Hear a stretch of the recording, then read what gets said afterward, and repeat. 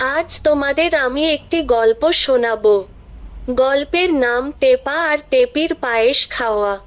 এক বনে একটা টেপা আর টেপি ছিল। তারা দুজনেই সুখের শান্তিতে ঘর করছিল। একদিন টেপির পায়েস খেতে মন চাচ্ছিল। তখন টেপি টেপাকে বলে যে আমি পায়েস খাবো। তখন টেপা বলে, কিভাবে পায়েস খাবি? আমাদের কাছে তো দুধ, চাল, মিষ্টি এগুলো কিছুই নেই। টেপা বলে যে এগুলো পাবো কোথায়? তখন টেপি মন খারাপ করে ঘরের মধ্যে চলে যায়। তখন টেপা ঘর থেকে একটি ব্যাগ নিয়ে বনের উদ্দেশ্যে রওনা হয়। বনের মধ্যে যেতে যেতে সামনে একটা বাঘ এসে দাঁড়ায়। বাঘ বলে, এ টেপা তোরে আমি খাবো।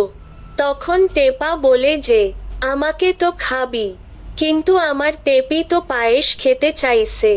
তখন বাঘ এই কথা শুনে তার জিভে জল এসে যায়। তখন বাঘ বলে যে, ওরে টেপা, আমিও পায়েস খেতে চাই, আমাকে পায়েস খেতে দিবি? তখন টেপা বলে যে, পায়েস খেতে হলে তো আমার প্রথমে চালের দরকার। চাল কোথায় পাবো? তখন বাঘ বলে যে, আমি এটা জোগাড় করে দিচ্ছি, তুই এখানে বসো। বাঘ তখন বন থেকে বের হয়ে গ্রামের রাস্তার দিকে বসে থাকে। যখনই একটা লোক সেই পথ দিয়ে হেঁটে যাচ্ছিল, তখন বাঘ হাউ মাউ করে বের হয়ে ওই লোকের দিকে তাড়া করে। তখন লোকটি বাঘকে দেখে তার চালের ব্যাগ থুয়ে দিয়ে পালিয়ে চলে যায়। তখন বাঘ সেটা নিয়ে টেপি দেয়। তখন বাঘ বলে যে, আমি কবে আসবো তাহলে? তখন টেপি বলে যে, সোমবারের দিন ওই উত্তরের বনের দিকে যখন ধোঁয়া উঠবে তখন যাবে।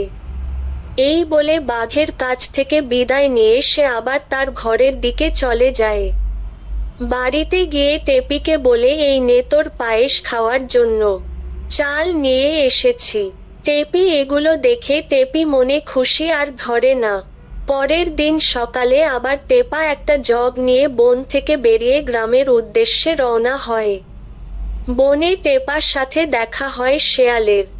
শেয়াল বলে, এই টেপা তোকে আমি খাবো। তখন টেপা বলে যে, আমাকে তো খাবি, আমার টেপি পায়েস খেতে চেয়েছে, সেজন্য আমি দুধের জন্য বের হয়েছি। তখন শেয়ালের তো জিভে জল এসে গেছে। তখন শেয়াল বলে যে, তোর কোন চিন্তা নেই, তুই এখানে দাঁড়া, আমি তোর জন্য দুধ জোগাড় করে দিচ্ছি। তখন শেয়াল বন থেকে বের হয়ে গ্রামের রাস্তার দিকে দাঁড়ায়। তখন একটি লোক সকালে বাজারে দুধ বিক্রি করার জন্য যাচ্ছিল।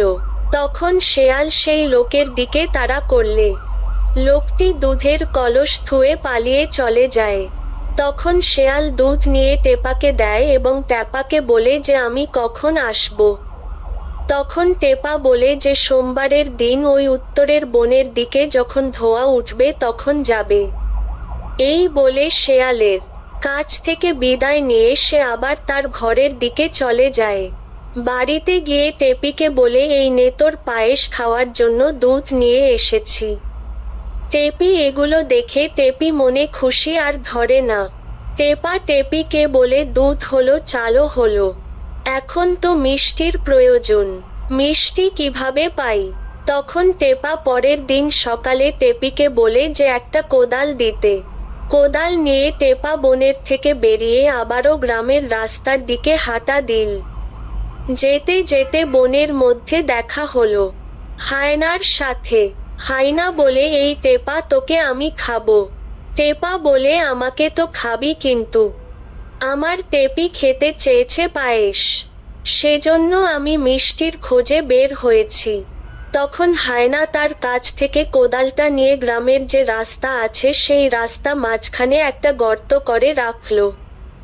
সকাল ভোরে লোকজনেরা গুড়ের কোলা নিয়ে ওই রাস্তা ধরে বাজারে যাওয়ার সময় গাড়ির চাকা ওই গর্তে পড়ে গিলে গুড়ের কোলাগুলো মাটিতে পড়ে যায়। তখন হায়নার তাদেরকে তাড়া করলে গুড়ের কোলাগুলো থুয়ে পালিয়ে চলে যায়।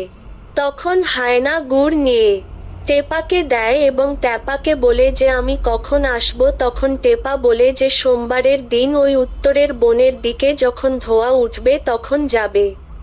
এই বলে হায়না কাজ থেকে বিদায় নিয়ে সে আবার তার ঘরের দিকে চলে যায়।